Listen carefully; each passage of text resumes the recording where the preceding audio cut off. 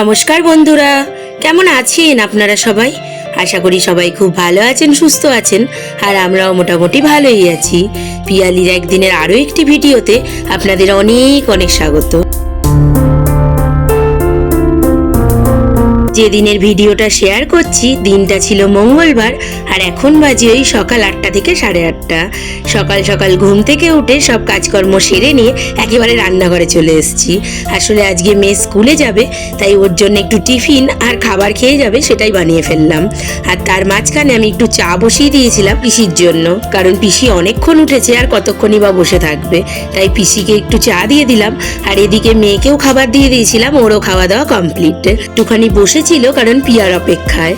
ও আর পিয়া একসাথেই সাইকেল নিয়ে যায়।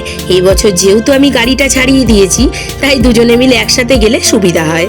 তাই জন্য ও ফোন করে দিল যে আমি বেরিয়ে যাচ্ছি, আর সঙ্গে সঙ্গে ও দেখুন না জুতো টুতো পরে সাইকেল নিয়ে এবার বেরিয়ে যাচ্ছে। ও স্কুল চলে গেলে তারপরে আমি একটু চা খেতে পারবো।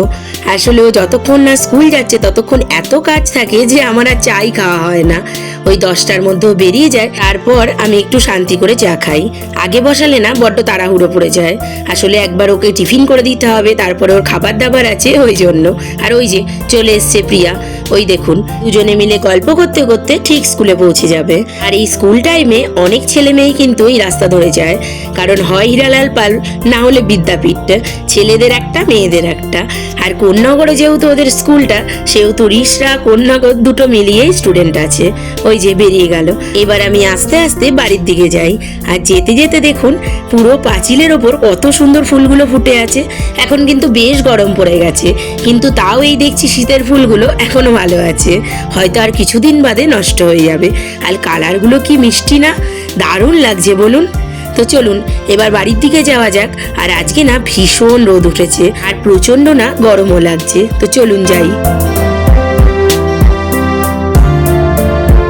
বাড়িতে এসে একটু চাও খেয়ে নিয়েছিলাম, আর তার মাঝখানে আপনাদের দাদাভাই বাজার নিয়ে চলেও এসছে।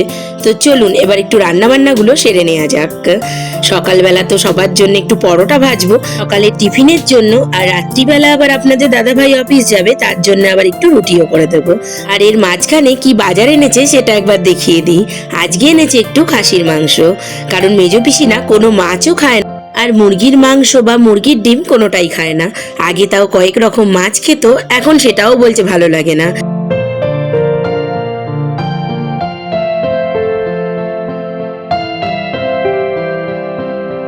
শুধু যাতে পিসিও খেতে পারে, আর আমার তো এমনিতেই খাসির মাংস প্রচন্ড ফেভারিট। আর দেখুন না পিসি দাঁড়িয়ে আছে, আর আপনাদের দাদাভাই বসে বসে আমাকে পেঁয়াজ কেটে দিচ্ছে। আসলে আমি না মাংস টাংস করলে একটু পেঁয়াজটাও কেটে দিলে সুবিধা হয়। আবার যেদিন থাকে না সেদিন নিজেই চোখ মুছতে মুছতে কাটি, আসলে থাকলে যা হয়।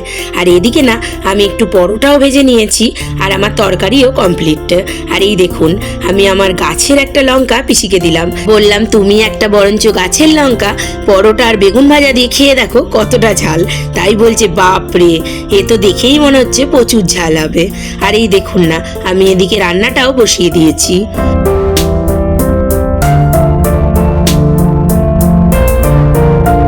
আর এখন ভাজছি ঢেঁড়স আলু ভাজা, কারণ এইটা দিয়ে আপনাদের দাদাভাই রাতে রুটি নেবে। আর তার আগে হয়ে গেছে উচ্ছে আলু ভাজা, আর করেছি শাক। আর তো সেরকম কিছু লাগবে না যেহেতু মাংস আছে। আর ওদিকে আমার ভাতও উপর দেওয়া হয়ে গেছে। আর দেখুন না মাংসের ঝোলটাও কিন্তু কমপ্লিট। এটা না আপনাদের সাথে আর শেয়ার করতে পারলাম না, একটু তাড়াহুড়োই লেগে গেছিল, তাই ঝটপট করে ফেলেছি।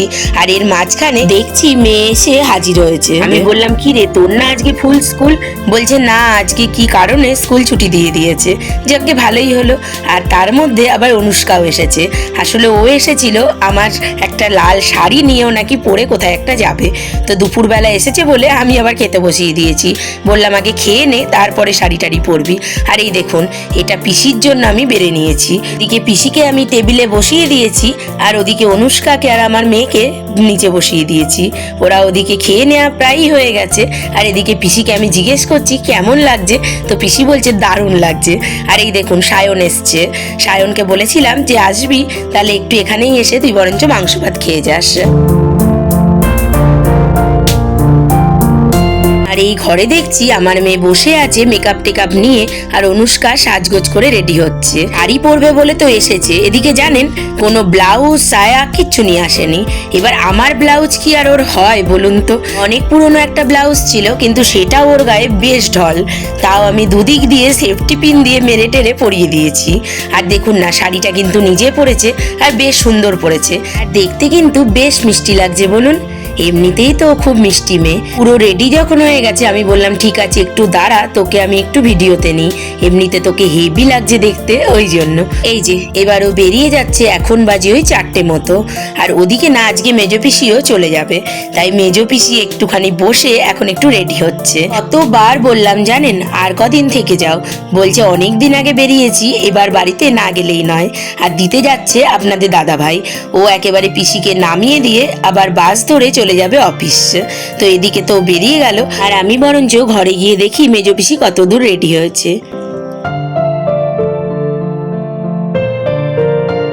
ঘরে ঢুকে দেখছি মেজো পিসি তো রেডি হয়ে গেছে, এদিকে আপনাদের দাদা ভাইও রেডি হয়ে গেছে, আর ওকে মোজা পরিয়ে দিচ্ছে আমার মেয়ে। আসলে সব সময় না ও এটা করে, মোজা জুতো সব বাবাকে পরিয়ে দেয় অফিস যাওয়ার সময় বা অন্য কোথাও যাওয়ার সময়, এমনকি যেখানে যায় সেখানে যদি ওর বাবা থাকে সেখানেই পরিয়ে দেয়।